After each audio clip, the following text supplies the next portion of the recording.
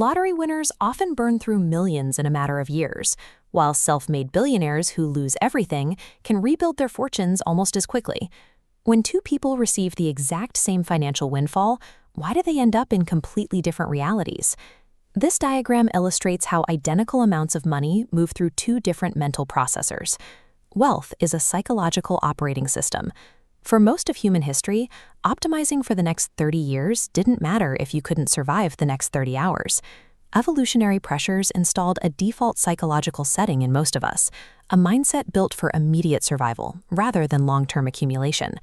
This instinct hides in plain sight.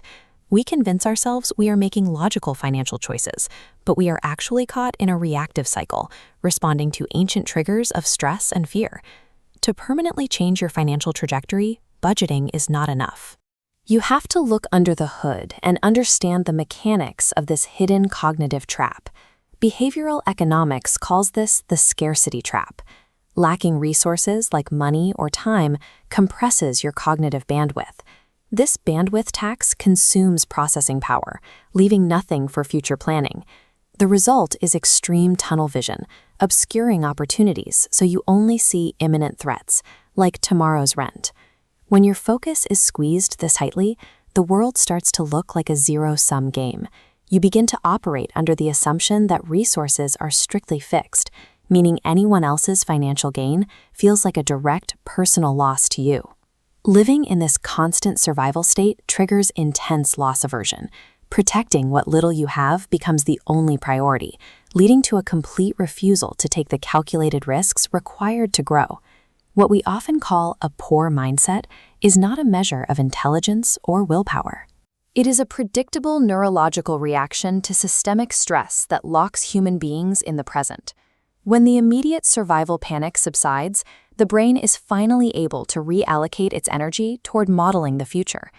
This grid represents that expanded perspective, moving beyond the immediate path to see the entire landscape of possibility. With this additional bandwidth, the brain stops treating money as a fixed pie to be hoarded and starts seeing it as a dynamic tool that can be continuously grown. This surplus of cognitive energy facilitates three distinct operational differences. First, time. In a scarcity state, you trade your time for money.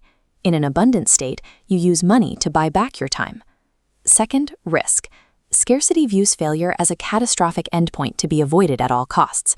Abundance treats failure as an expected, necessary data point for finding what actually works. This matrix chart breaks down these axes, bringing us to the third difference: focus. While scarcity trains you to obsess over clipping coupons to shrink expenses, abundance focuses your energy on expanding leverage and maximizing your total earning potential. When you combine buying time, mining failure for data, and applying leverage, you build an engine. Over a lifetime, these elements feed into each other, creating compounding returns that accelerate your wealth. The defining line between these two mentalities comes down to time preference, optimizing to survive today versus optimizing to build leverage for tomorrow. Of course, systemic hurdles exist. Adopting an abundance mindset does not magically erase past due bills or deposit immediate cash into your bank account. However, retaining a scarcity mindset virtually guarantees that even if a major opportunity or capital infusion does arrive, those resources will eventually deplete. Sustainable wealth creation requires a deliberate, conscious effort to override our evolutionary programming and adopt a more expansive structural framework. Look at the choices you made today. Audit them.